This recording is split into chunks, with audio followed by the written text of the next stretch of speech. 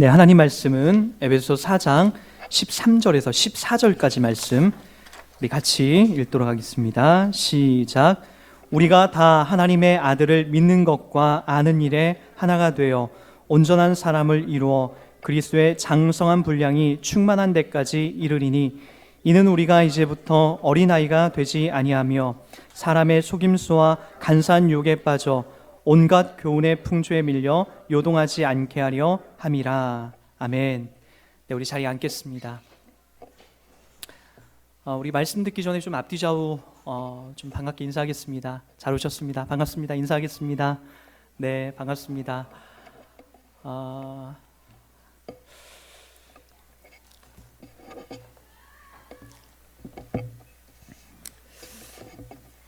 여러분 작년 12월 달에 그 아이 둔 그 부모의 입장에서 참 그 충격적인 일들을 이제 이렇게 뉴스를 통해서 한번 나오게 됐는데, 이 이야기를 들으면 여러분들도 혹시 기억하실런지 모르겠어요. 그때 나왔던 제가 기사를 좀 스크랩을 해왔는데 여러분 한번 들어보시기 바랍니다. 지난 12월 부산의 한 사회복지관에서는 발달 장애가 있는 1급 장애인인 A군 19세로 이제 기록이 됐는데, A군이 2살 상윤이를 10m 높이의 건물에서 집어던져 사망에 이르게 한 사건이 일어났다. 이에 당시 사건을 목격한 이 상윤이의 엄마는 A군이 자신을 보며 미소를 지은 후 아이를 집어던졌다고 밝혀 충격을 자아냈다. 또한 A군에 대해 자폐아가 있는 사람인지 몰랐으며 1급 발달 장애인이라면 보호자가 늘 함께 있어야 하는데 그렇지 않았다라고 따졌다. A군은 의사소통이 기본적으로 불가능하며 자기가 요구하는 것만 말할 수 있는 정도의 상태임이 밝혀졌다. 또한 생명이 있고 없고를 구분할 수 없을 정도로 A군의 그 자폐 증상은 상당히 심했다고 한다. 이어 A군의 특수학교에서 A군이 위험한 정도는 아니었다고 밝혔으며 평소 사람에 대한 공격성이 없었다고 말했다. 그러나 소리 자극을 좋아해서 깨지는 소리를 좋아하며 소변기 위에 있는 사기 그릇을 밖으로 던져서 차를 파손시킨 적이 있다고 덧붙였다. 한편 경찰은 A군을 살인 혐의로 구속 기소했으며 가족들은 이에 대해 나쁜 애가 아닌데 행동이 가끔씩 튀는 것일 뿐인데 잘못을 인지라도 할 수 있었으면 좋겠다. 지금은 뭘 잘못했는지 모르는 상태에서 갇혀 있다라며 A군의 상태를 안타까워했다 라고 그런 기사가 있었습니다. 이 2살 아이를 3층 높이에서 집어 던진 거예요. 얼마나 끔찍합니까? 근데 그 던진 아이가 엄마를 이제 보고 아기를 예뻐해서 이렇게 안아주려고 하는 건 줄 알았는데, 보니까 엄마의 얼굴을 보면서 씩 웃으면서 바깥으로 던졌다는 거예요. 그게 어떤 사이코패스적인 그런 성향 때문에 그런 것이 아니라 자폐아, 이 아이가 생명이 있는지 아니면 나무 토막인지조차 구분을 못하는 그런 자폐아 증세 때문에 아이를 바깥에다 던져서 이제 죽였다라는 거죠. 저도 이 사건을 처음 보고는 되게 이제 그 A군이 뭐 저도 그 당시에 제 아이가 2살이었기 때문에 막 사시나무를 떠들듯이 제가 떨었는데, 가만히 생각해 보니까 아무것도 모르는 그 통나무를 밖에다 던졌다고 생각하니까 이 A군도 어떻게 봅니까? 이 사회 속에서 이렇게 피해자죠. 전혀 아무것도 모르고 그런 상황에서. 가만히 보니까 이 그림을 보고 저는 자꾸만 뭐가 오버랩 됐냐면은 한국교회가 오버랩이 되는 거예요.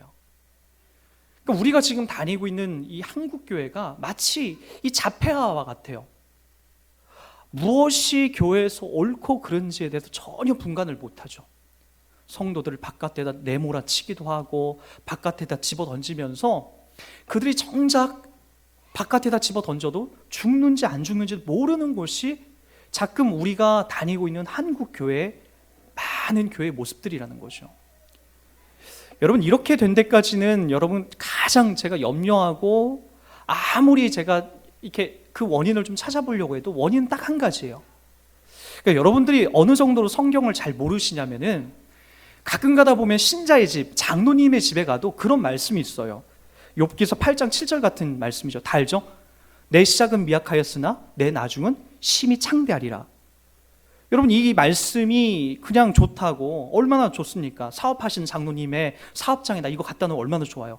내 시작은 지금 미약하지만 구멍가게로 시작했지만 내 나중은 심히 창대해서 사업장을 2개, 3개 점점 크게 내는 것.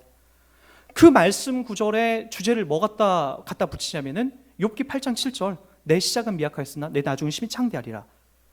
여러분들 이 말씀을 생각 없이 읽다 보면 이 말씀이 어떻게 나오는지 아세요? 이 말씀은 여러분 욥기서에서 하나님이 하신 말씀이 아니에요. 무슨 말인지 알겠습니까? 하나님이 하신 말씀이 아니라 욥의 고난, 욥이 당하는 환난, 그 환난과 고난을 지금 보고 욥의 친구들이 왔어요. 그 중에 빌닷이라는 한 사람이 욥의 처지를 보니까 저렇게 된 데에는 죄를 안 짓고는 저렇게 될 이유가 없거든요. 여러분, 놀랍게도 다른 성경보다도 욥기서의 그 기록 연대가 가장 앞서 있어요. 여러분, 우리가 보통 맨 처음에 기록된 성경은 우리가 생각하기에 잘한 사람에게 복을 주고 못한 사람에게 벌을 주는 것처럼 우리가 느껴지지 않습니까? 인광보적인 그런 사상이 구약 성경 속에 가득 담겨져 있다고 생각이 들잖아요. 안 그렇습니까, 여러분? 맨 처음에 기록되어 있는, 맨 처음 역사적으로 가장 처음 기록된 이 욥기서는 그런 내용이 아니라는 거예요. 욥이 잘했기 때문에 복을 받고 못했기 때문에 벌을 받은 게 아니에요. 사람이 당하는 고난, 사람이 당하는 아픔, 환난은 때때로 인간들이 잘못했기 때문에 하나님이 주신 것이 아니라, 욥기서를 보더라도, 성경이 맨 처음에 스타트를 끊고 있는 그 욥기서를 보더라도 너의 잘못 때문에 욥이 그런 고난을 받은 것이 아니라는 거예요. 그런데 그 당시에 왔던 사람들은 어떻게 해요? 욥의 친구들은 네가 벌 받았기 때문에, 네가 어떤 죄를 졌기 때문에 지금 이렇게 큰 벌을 받았다라는 거예요. 기왓장으로 지금 네 상처를 지금 긁고 있는 것은, 그리고 네 자녀들이 다 죽은 것은 네가 어떤 큰 죄를 범했기 때문에 그랬다는 거예요. 그러면서 빌닷이 너 회개해라, 돌이켜라. 그러면 지금 네 시작은 이렇게 재 위에서 지금 슬퍼하면서 기왓장으로 네 몸을 긁고 있지만 내 나중은 심히 창대할 것이다 라고 하면서 욥을 위로하고 욥을 심판하듯 말했던 것이 8장 7절이에요. 근데 우리는 장로님이든 목사님이든, 최근에 어느 목사님한테도 이 이야기를 하니까 무슨 내용인지 도통 몰라요. 그 성경에 나와 있으니까 하나님 말씀이지 무슨 얘기냐고. 성경이 나와 있다라고 해서 하나님 말씀이 아니에요. 성경은 그렇게 어떤 문자적인 것을 통해서 우리들과는 확인시켜 주려는 것이 아니라 내용을 보는 거예요. 내용. 욥기서에 담겨져 있는 내용, 하나님이 이끌어 가시고 그걸 끌어가시는 내용을 보는 거라고요. 그러니까 우리는 기껏해야 욥기서를 보면서도 욥이 회개하고 돌이켜야 하나님 복 주신다는 것만 아는 거예요. 그러다 보니까 여러분들도 그렇죠.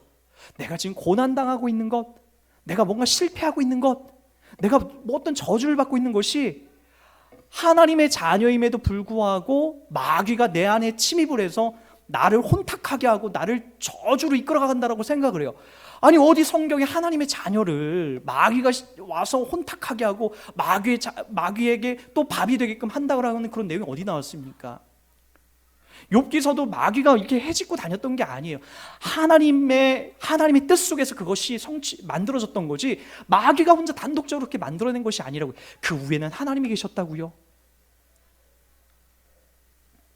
신자의 삶은 그 누구도 함부로 건드리는 것이 아니에요.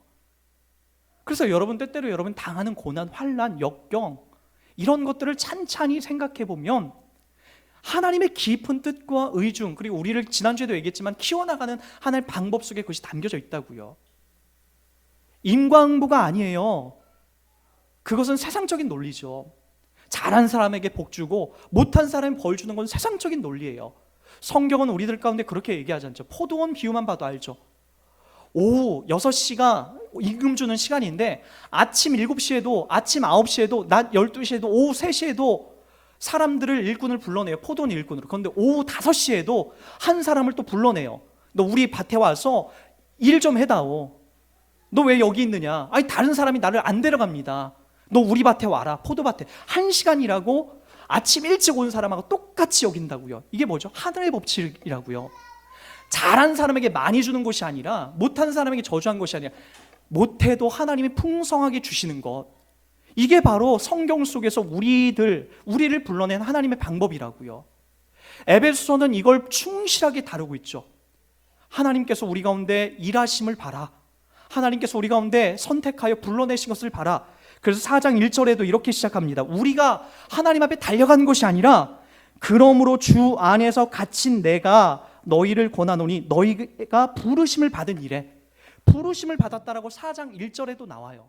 우리가 달려간 것이 아니라 하나님이 우리를 불러냈다라는 거예요. 저 세상 속에서 출애굽한 이스라엘 백성들을 그들이 나온 것이 아니라 하나님이 그들을 끄집어낸 거라고요. 이게 바로 잘한 사람에게 더 하나님이 잘한 것을 주는 것이 아니요, 못한 사람에게 못한 것을 준 것이 아니요, 못했음에도 받은 하나님의 말 없는, 하나님의 대가 없는, 하나님께서 우리 가운데에 어떤 우리들의 공로를 받고 받아내지 않고도 주시는 하나님의 신실한 은혜라는 거예요.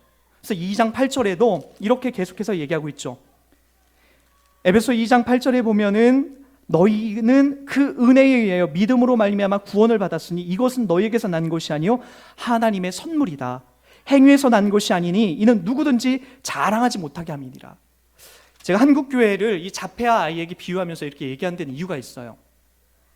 교회마다 이 복음, 이 예수님의 이 풍성함, 우리를 싸잡고 있는 그 사랑에 대한 이야기는 그러니까 1년 중에 이렇게 잘 얘기를 안 해요. 누군가가 저한테 그래요. 오늘 어버이 주일인데 이제 어버이 주일에 대해서 좀 이렇게 설교를 해야 그것이 맞지 않느냐. 저한테 또 지난주에 어린이 주일이고, 저는 이 단위에서 제가 누누이 이제 강조하는 것 중에 하나가 뭐냐면은 어버이 주일이라고 해서 엄마 아빠가 주인공이 되면 안 돼요. 어린이 주일이라고 해서 어린이들이 주인이 되면 안 된다고요. 노인주일, 장애인주일이라고 해서 장애인이 주인이 되면 안 돼. 물론 그걸 통해서 하나님을 바라보는 것은 괜찮지만 왜 여기에서 장애인이 주인공이 돼야 되고 왜 엄마 아빠가 주인공이 돼야 되죠? 여기에선 그런 이야기가 나오는 게 아니에요. 이 자리에서는 오롯이 하나님의 그 영광, 그분이 우리들 가운데 그 아들 독생자를 보내시고 성육신 시키시고 그리고 십자가에 못 박혀 죽이시고 부활해내신 그것만을 담아내야 된다고요. 왜 성경을 통해서 여러분 교훈을 받아내려고 하죠? 교훈이 아니에요. 교훈은 도덕책 보시라고요. 집에 가서 위인전 보시라고. 서점에 가서 좋은 책 보면은 여러분 힐링하고 마음 따뜻해지고 하는 책 너무나 많이 나와요. 요즘에는 그 해민 스님의 책 같은 것만 봐도 여러분 마음이 따뜻해진다고요. 그런 거 보세요. 그런 거 보시고 여기에 와서 교회 와서는 그런 게 아니라 우리는 생명의 떡을 먹고 생명의 음료를 마시는 거예요. 그것이 이 단위에서 오롯이 증거가 되고 선포가 되어야 된다고요. 여러분 그걸 먹는 거예요. 그걸. 성경이 계속해서 그것을 담아내고 있잖아요. 그래서 우리가 불러냈다는 거죠. 그래서 제가 지난주에도 계속해서 이 부분을 3주 동안 얘기해요. 이게 그렇게 중요하기 때문이에요. 여러분 교회에서 이 부분에 대해서 등한시하면 다 주객이 전도가 된다니까요. 여러분들의 전도한 것이 예수 그리스도의 십자가의 죽으심과 부활하심을 대체하게 돼요. 여러분의 헌금한 것이 이 땅에 오신 예수님의 죽으심과 부활하심을 대체하게 된다고요. 새벽기도 좋아요. 철야기도 좋은 거예요. 다 좋은 거예요.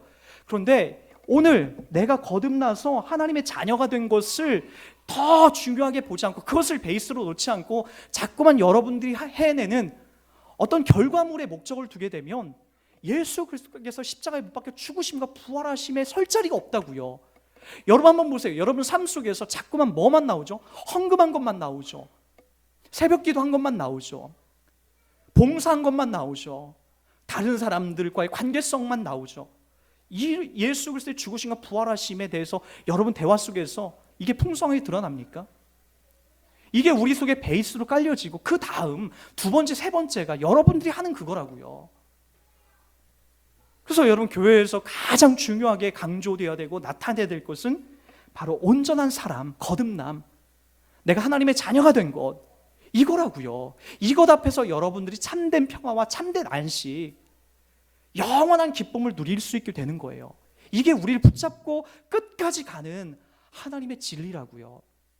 그래서 여러분 오늘 또 우리들 가운데 이 수준에서 가장 중요한 이 거듭난 이 어린아이와 같은 이 모습에서 이 모습이 가장 중요한데 그 다음이 또 성경이 우리들 가운데 요구하는 것들이 계속해서 나와요. 그게 뭐냐면 이는 우리가 이제부터 어린아이가 되지 아니하여 사람의 속임수와 간사한 유혹에 빠져 온갖 교훈의 풍조에 밀려 요동하지 않게 하려 함이니라. 지난주엔 제가 여러분 신천지와 기타 이단들의 이야기들을 얘기하면서 여러분들이 흔들리면 안 되는 이유, 무엇을 먹고 마셔야 되는지에 대해서 이야기했고요. 오늘은 좀 제가 속상하게도 우리가 섬기고 있는 우리와 같은 교회에 대해서 조금 더 이 부분을 이야기하고 다음 주 오직 사랑 안에서라는 이 주제로 다음 주에 좀 넘어가려고 합니다. 한국 교회의 가장 큰 염려는 이 복이라는 것에 대한 잘못된 이해입니다. 복. 우리 창세기 12장 1절, 2절, 3절에 가보면은 아브라함을 불러낸 장면이 나옵니다. 우리 그 부분을 한번 좀 찾아가 보도록 할게요. 창세기 12장. 왜냐하면 그 전에는 이런 이야기가 안 나오다가 창세기 12장에서 돼서야 드디어 복이라는 단어가 막 이렇게 나와요. 이 부분 우리 한번 보도록 할게요. 창세기 12장 1절, 2절, 3절 우리 한번 봅니다.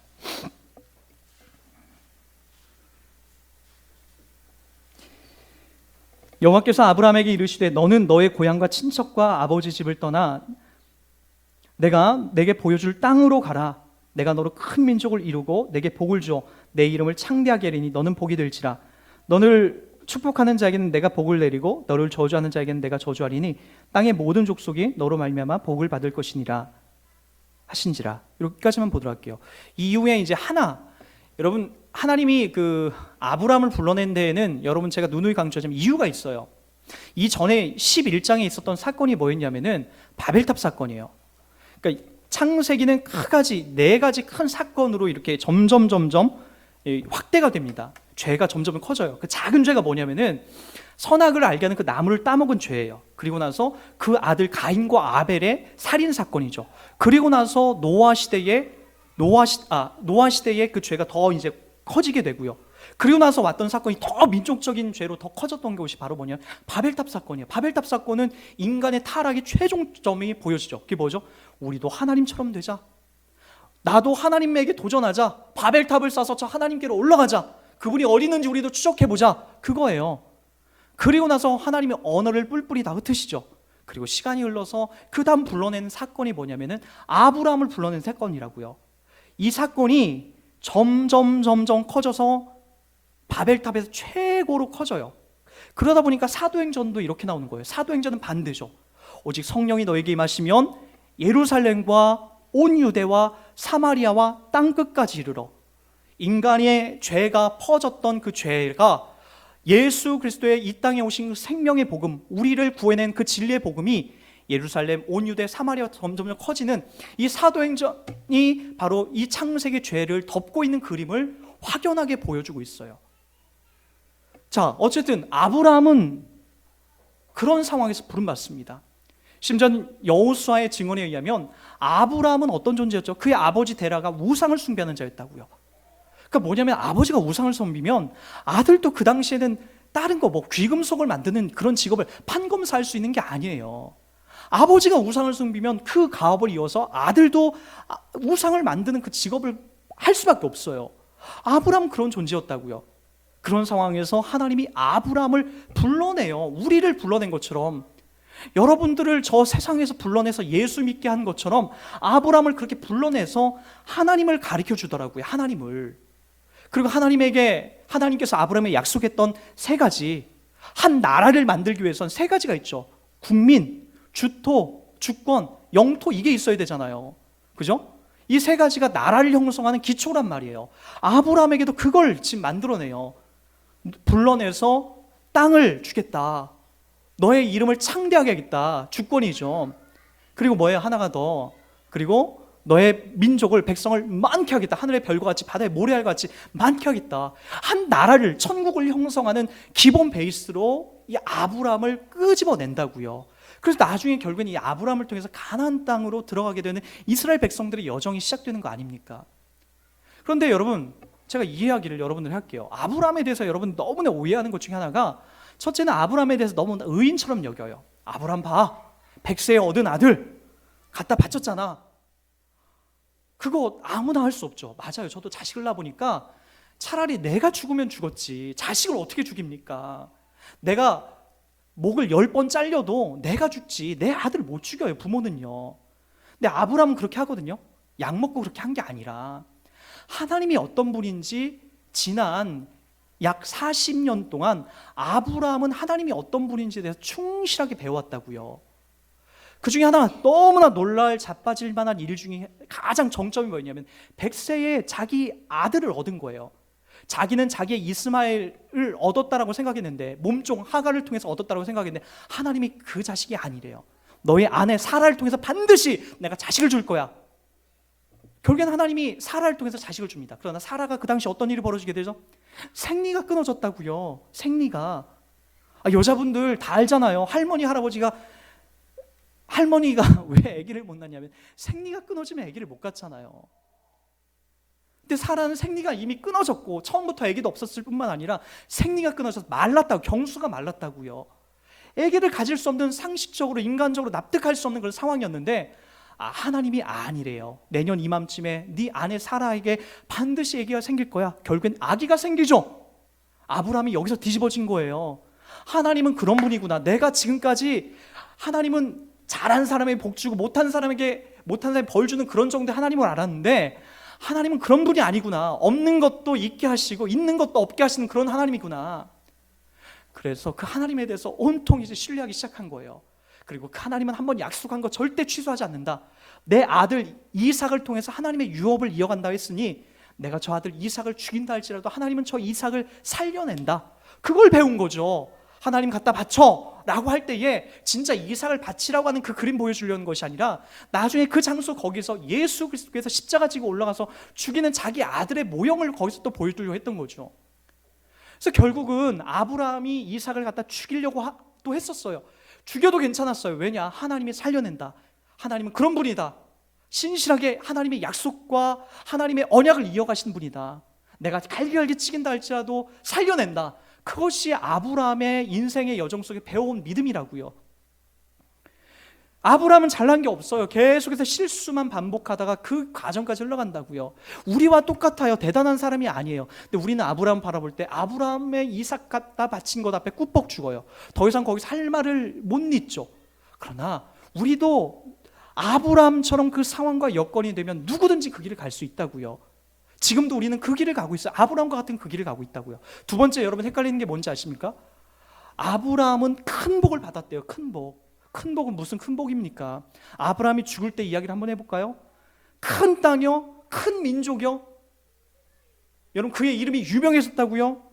여러분 아브라함은 여러분 죽을 때에 그의 땅이 창세기 23장에도 기록되어 있듯이 막벨라 굴을 자기 아내가 죽을 때 그만큼을 샀어요. 가나안 땅에 돈 주고 400세겔을 주고 은 400냥을 주고 조그만 한 200평 정도밖에 안 되는 그 터를 샀다고요. 여기 우리 효경이가 앉아있는데 효경이가 가난하다고 매일 막 눈물 짓기도 하는데 우리 효경이가 갖고 있는 땅은 500평에 500평. 그거보다도 안 됐다고요. 아브라함이 죽을 때. 무슨 땅이 많습니까? 아브라함이 죽을 때. 약속의 땅 뭐 그거예요? 아브라함이 유명해졌다고요? 여러분 이 당시에 아브라함보다 더 유명한 사람이 주변에 얼마나 많나. 심지어는 여러분 저 애굽의 바로 왕은 신처럼 그의 이름이 얼마나 창대했습니까? 아브라함이 죽을 때 무슨 그의 이름이 유명해집니까? 또 한 세 번째 하나 볼까요? 그의 자손이 하늘의 별과 같이 바다의 모래알 같이 많아졌다고요? 에이 여러분 거짓말하지 마십시오. 아브라함이 눈 감을 때에 기껏해야 자기 아들 이삭이 있었고 그리고 손자들 2명밖에 없었어요. 3명, 자기 후손 3명 보고 바다의 모래알 같이 하늘의 별과 같이 많아졌다고요? 이거 하나님 거짓말한 거 아닙니까? 하나님 거짓말쟁이 아니에요? 여러분 창세기만 잘 봐도 천천히 심도 있게 봐도 아브라함이 죽을 때에 하나님이 약속했던 그 복을 다 못 받았다는 거 금방 압니다. 그럼 하나님이 구라쟁이입니까? 하나님이 거짓말쟁이에요? 그런 하나님이에요? 그런 하나님이 여러분 왜 믿죠? 아니라고요. 하나님이 아브라함을 불러낸 데에는 그만한 이유가 있어요. 아브라함에게만 국한된 것이 아니라 아브라함을 통해서 한 끝 마지막 왕을 불러내려고 했던 거죠. 그게 누구예요? 마태복음 1장 1절에 보면 이렇게 시작이 되죠. 마태복음 1장 1절. 자, 아브라함과 다윗의 자손 누구라고요? 예수 그리스도의 계보라. 아브라함과 다윗은 연결이 되고요. 그 계보죠. 다윗은 또 왕으로 유대 왕으로서 그의 끝이 누구예요? 예수 그리스도예요. 유대인의 왕으로 오신 분이 누구예요? 왕 예수 그리스도. 바로 이 예수 그리스도가 아브라함이 약속한 종결점이라고요. 그래서 예수님이 이 땅에 오셔서 발언했던 이야기를 보세요. 우리 로마서 4장 13절 16절을 보면 제가 읽어드립니다. 한번 여러분 그냥 따라와 보세요. 로마서 4장 13절 16절입니다. 큰 민족을 어떻게 약속하고 있죠? 제가 한번 읽어드립니다. 4장 13절 제가 읽어드릴게요. 아브라함이나 그 후손에게 세상의 상속자가 되리라고 하신 언약은 율법으로 말미암은 것이 아니요 오직 믿음의 의로 말미암은 것이니라. 보세요. 16절 제가 읽어드립니다. 그러므로 상속자가 되는 그것이 은혜에 속하기 위하여 믿음으로 되나니 이는 그 약속을 그 모든 후손에게 굳게 하려 하심이라. 율법에 속한 자에게 뿐만 아니라 아브라함의 믿음에 속한 자에게도 그러하니 아브라함은 우리 모든 사람의 조상이라. 이방인에게 편지를 쓰면서 로마서는 이방인들의 서신서 아닙니까? 그들에게 서신서를 쓰면서 너희들도 아브라함의 후손이래요. 하늘의 별과 같이 땅의 모래알 같이 셀 수 없는 그 많은 것들, 우리가 지금 그 안에 포함되어 있다고요. 여러분들이 아브라함의 후손이라고요. 그래서 요한복음 3장 16절에도 이렇게 얘기하는 거예요. 하나님이 세상을 이처럼 사랑하사 독생자를 주셨으니 이는 저를 믿는 자마다 그 안에 있는 자마다 멸망하지 않고 다 하나님의 자녀가 되는 거라고. 아브라함의 후손이 되는 거라고요. 바다의 모래알, 하늘의 별과 같은 존재로 그렇게 등장하는 거라고요. 큰 민족은 이렇게 마무리가 돼요. 땅이요? 요한복음 14장 2절을 가볼까요? 땅은 어떻게 연결이 된다고요? 요한복음 14장 2절을 한번 가보세요. 여러분들이 어떻게 이것이 연결이 되는지 한번 보시기 바랍니다. 14장 2절입니다. 1절부터 볼게요. 너희는 마음에 근심하지 말라. 하나님을 믿으니 또 나 예수를 믿으라. 내 아버지 집에 거할 곳이 많도다. 그렇지 않으면 너희에게 일렀으리라. 내가 너희를 위하여 거처를 예비하러 가노라. 눈에 보이는 작은 땅 200평 300평 가나안 땅 얼마 되지도 않은 그 땅, 거기가 아브라함의 종착지가 아니라 예수가 오셔서 우리의 거처를 만들어 가시는 곳, 그것을 뭐라고 얘기하냐면은 내 아버지 집에 거할 곳이 조금 있다가 아니라 많도다. 약속의 땅을 부여받은 우리들에게 그 땅이 주어지는 거라고요. 아브라함에게 약속한 그 땅이 예수 안에서 천국으로 만들어져서 우리가 그곳에 가는 거라고요. 우리가 그렇게 아브라함과 연결이 되어서 그곳에 들어가는 거예요. 약속의 땅, 그곳에 우리가 들어가는 거라고요. 세 번째 뭐죠? 이름이 창대하게 되는 거예요. 아브라함은 죽을 때 이름이 창대하지 않았다고 했죠. 오히려 그 당시에 애굽에 있는 바로 왕이 더 창대했다라고 얘기했죠. 그러나 고린도 후서 6장 9절에 보면 우리들 보고 이렇게 얘기합니다. 무명한 자 같으나 유명한 자요, 죽은 자 같으나 보라 우리가 살아있고 징계를 받은 자 같으나 죽임을 당하지 아니하였다라고 우리들에게 얘기한다라고요. 여러분, 아브라함의 그 언약이 예수 안에서 우리들 가운데 지금도 계속해서 성취되고 만들어져 가고 있다고요. 땅과 유명해지는 것과 그리고 많은 인구들이 확장이 되는 것, 그것이 지금 우리들이 포함돼서 지금도 그 안에 계속적으로 포함돼서 나타나고 있다고요. 여러분, 근데 교회마다 아브라함의 복을 받아야 된다. 아브라함 도대체 무슨 복이에요? 땅 200평 받는 게 복이에요? 돈? 여러분 가지고 있으면 얼마나 그것이 대단해요. 그 당시 애굽의 왕만큼 여러분 많습니까? 삼성의 또는 현대의 여러 오너들만큼 여러분 돈이 많습니까? 그것이 복이에요? 저희 어머니가 돌아가실 때 그토록 아끼던 통장에 한 3,400만 원 돈이 있었어요. 갑자기 돌아가시다 보니까 제가 그거 좀 쓰세요 어머니 맛있는 거 좀 사드세요라고 여러 차례 말씀드렸는데도 돌아가실 때 그거 한 푼도 못 쓰시고 그냥 그렇게 돌아가셨어요. 그거 쥐고 갔냐고요? 아니요, 쥐지도 못하셨어요. 그렇게 그냥 소천하는 거예요. 여러분들이 갖고 있는 재산이요? 여러분 갖고 갈 거예요? 아무것도 아니라고요. 속지 마세요. 세상에서 말하는 자꾸 복은 왜 그렇게 얘기하죠? 교회마다 왜 복을 자꾸만 여러분 돈을 많이 갖고 있는 것을 복을 여기죠? 좋은 땅, 좋은 아파트에 사는 것으로 왜 복을 그렇게 정의를 내리죠? 그게 아니라고요. 우리가 누리는 복, 우리가 받는 복은 예수 안에서 지금 다 성취되고 다 만들어지고 있다고요. 그래서 성경은 우리들 보고 너희들 입을 것, 먹을 것 염려하지 말고 우리들 예수 안에 있는 것으로 감사하라고 얘기합니다. 우리 요한복음 6장으로 한번 가보겠습니다. 이 부분 다 같이 한번 배워보세요. 요한복음 6장입니다. 6장 52절 한번 보세요.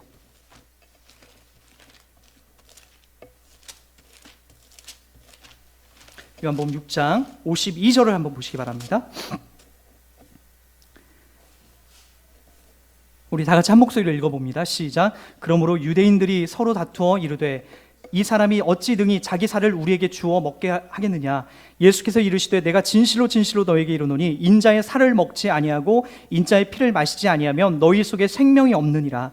내 살을 먹고 내 피를 마시는 자는 영생을 가졌고 마지막 날에 내가 그를 다시 살리리니 내 살은 참된 양식이요 내 피는 참된 음료로다. 내 살을 먹고 내 피를 마시는 자는 내 안에 거하고 나도 그의 안에 거하느니라. 살아계신 아버지께서 나를 보내심에 내가 아버지로 말미암아 사는 것 같이 나를 먹는 그 사람도 나로 말미암아 살리라. 이것은 하늘에서 내려온 떡이니 조상들이 먹고도 죽은 그것과 같지 아니하며 이 떡을 먹는 자는 영원히 살리라. 이 말씀은 예수께서 가버나움 회당에서 가르치실 때에 하셨더라. 60절까지. 제자 중 여럿이 듣고 말하되 이 말씀은 어렵도다. 누가 들을 수 있느냐 한데. 어렵죠. 제가 누누이 강조하자면 예수 믿는다는 것보다 신비한 건 더 없습니다. 여러분 보세요. 여러분 중에 누구는 모태신앙이에요. 저는 도둑질하다가 하나님 만났다라고 지난주에도 얘기했는데, 저는 제가 예수 믿을 줄 저도 몰랐고 제 친구들도 지금도 놀래요. 야, 네가 예수 믿었다고? 아니, 목사가 됐다고 하면 입이 찢어질지도 몰라요. 그만큼 저의 과거의 행적들을 알면 놀란다고요. 여러분들도 마찬가지죠. 여러분들의 존재가 지금 예수 믿고 있다는 것, 예수를 알고 있다는 것, 바라보고 있다는 것, 그분의 나의 구세주라고 여러분 입속에서 고백하고 있다는 것 자체, 아니 오늘 이 교회에 나와서 주님을 찬송하고 예배하고 있다는 것 자체가 신비한 거 아닙니까? 그거보다 신비한 게 어디 있어요? 근데 우리는 자꾸 신비한 걸 어디서 찾는지 아십니까? 야, 저 사람 예수 믿고 11조하고 봉사 많이 해서 사업이 10배로 커졌대. 안양의 사업장은 다 유지래. 그 사람이 10개는 갖고 있대. 야, 그의 자녀가 서울대학교 갔다면서? 서울대학교 또 법학과 갔대. 철학과도 아니고 법학과 갔대. 그게 왜 교회마다 그것이 복이라고 가르치죠? 주님이 한 글자라도 그런 이야기를 하셨나요? 뭐라고 얘기하시죠? 사람들이 이해를 못하는 거예요. 그것이 그렇게 서울대학교를 가고 좋은 사업장을 여러 개 갖고 있고 100살, 200살 장수하고 대대손손 맛있는 고기를 먹으면서 사는 것이 세상 사람들은 복인 줄 알고 그렇게 이해했는데, 예수가 오셔서 하는 말이 뭐예요? 야, 내 살을 먹어. 야, 내 피를 먹어. 그게 너희들 사는 거라고. 그것이 너희들 영원히 죽지 않고 사는 거라고. 오죽했으면 예수님이 십자가에 못 박혀 죽기 전에도 제자들을 불러내면서 유월절 잔을 들면서 야, 이것은 포도주지만 내 피야. 야, 이거는 빵이지만 떡이지만 내 살이야 라고 얘기하면서 먹어 라고 그렇게 얘기했겠습니까? 살리는 것이 뭐예요? 여러분들 속에서 이 먹는다는 의미가 뭐죠? 그분이 우리 안에 자리하고 있는 거예요. 내 안에 함께 거하고 있는 거예요. 나도 모르게 내 입술 속에서 예수가 고백되고 그분이 경외롭게 느껴지고 나의 모든 것을 담아내서 그분에게 헌신하고 예배에도, 이 예배 시간에 나서 하나님을 예배하고 기도하고 찬송해도 그것이 아깝지가 않은 거예요. 그걸 먹는 거죠. 우리 안에 그분이 안에 계셔서 계속해서 먹고 있는 거죠, 우리가. 왜 이걸 놓치죠? 그리고 왜 자꾸만 여러분 겉으로 드러난 말도 안 되는, 겉으로 드러난 이 그림자 같은 것에 여러분 집중하죠? 본질과 실체는 따로 있는데 그림자 쫓아다니다 우리는 인생 다 끝마쳐요. 본질은 맛보지 못하고. 주님이 말씀하시고 제자들이 얘기하고 사도들이 얘기한 걸 보세요. 다 이 얘기예요. 여러분, 이걸 먹어야 사람이 큰다고요. 어린아이가 되지 않고 성장하는 거예요. 이것 안에서 성장하는 거라고요. 여러분, 엄마 아빠는 자녀를 키울 때 사탕을 안 줍니다. 여러분들은 계속해서 사탕을 달라고 하죠. 하나님 앞에서도 여러분 마찬가지 아니에요? 사탕이 뭐예요? 여러분 이 땅을 살면서 맛있고 달콤한 거죠. 그 순간 너무나 달콤하지만 그것이 여러분들에게 조금만 커보면 해롭다는 거 알잖아요. 이빨도 썩게 하고 당뇨도 나오고 뚱뚱하게 하고. 사탕이 얼마나 나쁜지 아는데 3살, 4살, 5살, 6살짜리 죽어도 몰라요. 밥, 맛있는 야채와 맛있는 것을 해줘도 사탕과 바꿔요. 아니, 사탕 하나에 유괴도 당해요. 그것이 우리들이라고요. 어린아이와 같은 사람들이라고요. 우리는 어떤 걸 먹어야 돼? 그것이 뭐예요? 이 땅에서 잘못된 교회에서 가리키고 있는 기복적인 이 세상에서 복 받아야 된다라고 얘기하는 거예요. 주님이 우리 가운데 그렇게 얘기하지 않았다고요. 너희들이 입을 거 먹을 거 그거 놓고 기도하지 마. 그거 내가 자연스럽게 너희들에게 주는 거야. 너는 그의 나라와 그의 의를 구해. 그의 나라와 그의 의에 뭐예요? 예수 그리스도 생명의 양식과 이 양식들 아닙니까? 그걸 구하라라고요. 그러면 우리가 큰다고요. 그거 먹고 우리가 자라는 거지 사탕 먹고 자라는 게 아니에요. 하나님이 모르시죠? 여러분 새벽 기도하는 목적을 자녀를 서울대학에 좋은 대학에 합격시키기 위해 목적 두고 있는 거, 여러분 사업을 위해서 내가 목적 두고 있는 거, 그건 여러분 사탕 달라고 하나님 앞에 떼쓰는 것과 똑같아요. 우리가 구할 것은 그게 아니라 내 양식, 내 피와 내 살을 먹고 하나님 앞에 나아가는 거죠. 하나님이 그 뒷일은 자녀이기 때문에, 우리가 자녀이기 때문에 감당해 주시고 책임져 주세요. 그러다 보면 여러분 깊이 있게 기도하다 보면, 제가 모세골의 이명수 목사님을 너무나 존경하는데 그분의 그런 기도나 그런 모습들을 보면은, 어떤 메시지와 전해진 모든 내용들을 보면은 얼마나 순결하고 얼마나 깨끗하고 얼마나 저 숲속 깊은 곳에 흘러나오는 옹달샘 같은지 몰라요. 그걸 먹는 거라고요. 그걸요. 우리가 이 세상에 있는 많은 사람들이 먹는 그거 아니고. 그래서 여러분 오늘 그거 먹고 우리가 자라면서 크는 거예요. 다른 거 아니에요. 사탕 먹고 크는 게 아니에요. 예수님께서 우리 가운데 찾아오시고 우리 위해서 생명 주시고 부활하신 그 의미를 여러분 깊이 알으시고, 그거 먹고 우리가 자라서 옳고 그름을 분별하는 거예요. 그래서 내 시작은 미약하지만 내 나중은 심창대, 그 말씀 갖다 붙여서 사업장 부흥하는 게 아니라, 우리 집에 그거 붙여놓고 우리 자식 잘 되자라고 하는 부적을 붙여놓는 것이 아니라, 예수 그리스도의 죽으심과 부활하심을 우리가 먹고 자라면서 건강하게 자라는 거예요. 이런 사람이 장성해서 이단의 유혹에도 넘어가지 않게 되는 거고, 세상의 기복적인 현상에 흔들리지 않게 되는 거예요. 여러분들에게 분명하게 한번 제가 분명하게 흔들리는 이 상황을 볼까요? 여러분 청년들은 보통 연애에 실패하면 무지하게 흔들려요. 우리 청년들도 지금 한 2명이 이 교회에 지금 못 나오고 있거든요. 그 연애에. 어른들은 뭐 대부분이에요. 자녀가 크게 한번 맞으면, 내 사랑하는 자녀가 크게 한번 맞거나 사업으로 휘청거리게 되면 하나님 앞에 상당히 이 옳은 믿음으로 찾아가지 못할 때가 되게 많아요. 하나님이 우리들 가운데 여러분 사업장을 건드리고, 때때로 여러분 자녀를 건드리고, 여러분 관계성을 건드릴 때에는 분명한 그만한 이유가 있어요. 더 본질적인 것에 집중하라는 거예요. 더 본질적인 것. 그거 가지면 어떤 마음이 드는지 아십니까? 남이 부럽지가 않아요. 그리고 내 안에 오직 예수 그리스도가 자랑이 된다고요. 그걸로 인해 만족하는 거예요. 여러분들 아직 젊은 청년들은 여러분 힘을 자랑하죠. 여러분 외모를 자랑하죠. 10년만 지나보십시오. 아침에 거울 세수하고 딱 세면대에 얼굴 봤는데 여러분 엄마 아빠의 얼굴이 보인다니까요. 금방이에요. 금방. 저도 깜짝깜짝 놀라요. 아버지가 면도하고 있는 모습을 내가 면도하면서 봐요. 깜짝 놀라요. 아유. 여러분 금방이라고요. 속지 마세요. 젊은이들의 외모, 이 정력, 혈기, 그거 자랑하는 거 아니에요. 나이 드신 분들도 마찬가지로 명예, 사업 잘 되는 것, 내 자녀 잘 되는, 그거 자랑하는 거 아니에요. 그것도 금방 지나갑니다. 그리고 그것은 어떻게 또 될지도 모르죠. 우리의 자랑은, 우리의 기쁨은 누구예요? 오직 예수 그리스도라고요. 성경이 계속해서 이걸 얘기한다고요. 그 안에 거하십시오. 그러면 자연스럽게 키는 거예요. 생명의 말씀, 바른 본질의 말씀을 먹으면 내가 어떻게 자라는지 알아요. 내가 자람을 느껴요. 행복해져요. 건강해져요. 이단들이 와서 날 공격하더라도, 기복적인 게 내 환경을 흔들어 놓는다 할지라도 절대로 거기에 휩쓸리지 않습니다. 그것이 우리 주님이 우리 가운데 건강한 음료, 예수의 그 살과 피를 먹는 자들, 하나님의 말씀을 먹는 자들이 누리게 되는 행복이라고요.